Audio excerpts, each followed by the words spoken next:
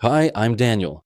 Right now, the US economy is walking a very thin tightrope, and that safety net we all assume is there, well, it's starting to look pretty frayed. So in this explainer, we're going to look past the day-to-day headlines to uncover the hidden fractures, the things that could actually cause a real fall. Look, I know everyone's focused on inflation and what the Fed's going to do with interest rates next, but the real story, the one that could tell us what's actually coming, might be hiding deep inside the financial system's plumbing. It's not just about what the Fed is doing, it's about the safety buffers that are just quietly vanishing before our eyes.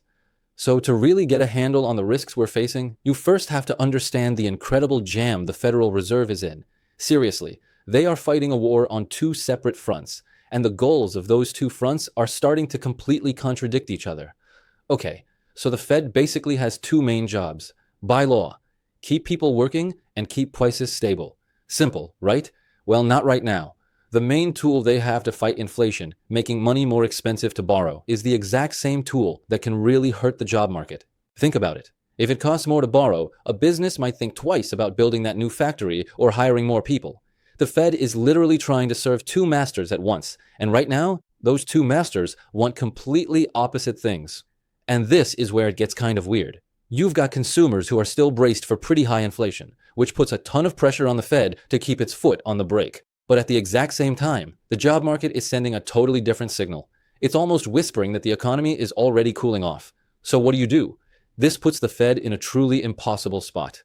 And you can hear this balancing act in Fed Chair Jerome Powell's own words. When he says policy is modestly restrictive, he's not signaling some big change. He's basically acknowledging that, yeah, they're already slowing things down. They are trying to thread an incredibly fine needle here. Okay, so with the Fed stuck on that tightrope, let's go a level deeper and look at that hidden plumbing I mentioned. Because this is where things get really, really interesting. A critical safety valve for the entire financial system has been quietly draining away. So I want you to imagine the financial system is a giant bathtub. This thing, the Overnight Reverse Repo Facility, or ONRRP, is basically the overflow drain. When there's just too much cash sloshing around, this facility safely absorbs it so the tub doesn't overflow and make a huge mess. For years, it's been this absolutely crucial shock absorber for the system. But just look at this. That safety reservoir, it's been drained at a frankly astounding speed. We're talking about it going from a massive $2.5 trillion down to basically zero. That giant cushion that was soaking up any and all shocks? Yeah, it's gone. And that leaves the whole system a lot more vulnerable. You know, we've actually seen this movie before. Back in September of 2019, when a buffer like this wasn't really there, a sudden cash shortage made overnight lending rates just explode. They shot up from about 2% to 10% almost instantly. The system completely seized up, and the Fed had to jump in with emergency cash. It's a clear warning. Without that reservoir, even a tiny disruption can cause a huge plumbing problem. Now this leads to the next big question. Where did all the risk go? I mean, since the 2008 crisis, banks have become a lot more regulated, but the risk, it didn't just disappear. Oh no, it just changed its shape and moved into the shadows. And that's where you meet the NBFIs, or non-bank financial institutions. You've probably heard of them as shadow banks. These are your big insurance companies, your investment funds, all the players that are a huge part of our economy, but they operate without the same kind of heavy regulation as your typical bank.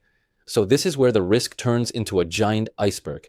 What you can see, the part above the water, is the direct funding from banks to these non-banks, and that's actually gone down. But lurking just below the surface, a much, much larger danger has been growing. These massive off-the-books credit lines. Basically, they're promises from banks to lend these shadow banks money whenever they need it. And here's the kicker. The sheer scale of this hidden risk is staggering. We're talking about a potential time bomb worth 3% of the entire US economy. Think about what happens if these non-banks all get into trouble at the same time and try to pull on those credit lines. It would trigger a massive, sudden cash drain from the entire banking system. You know, this whole tricky situation, a central bank, a fragile economy, tons of hidden risk, it has this really powerful and maybe misunderstood parallel in history. The lead up to the 1929 crash. Okay, so the popular story we all hear is that the Fed just sat on its hands and watched the bubble grow. But the truth is actually a lot more complicated and way more relevant for us today. Back in 1928, the Fed saw all the speculation and it acted aggressively to try and pop that bubble. But here's the real lesson. Their biggest mistake wasn't trying to stop the party. It was keeping policy tight after the crash. That's what many believe turned a nasty recession into the Great Depression.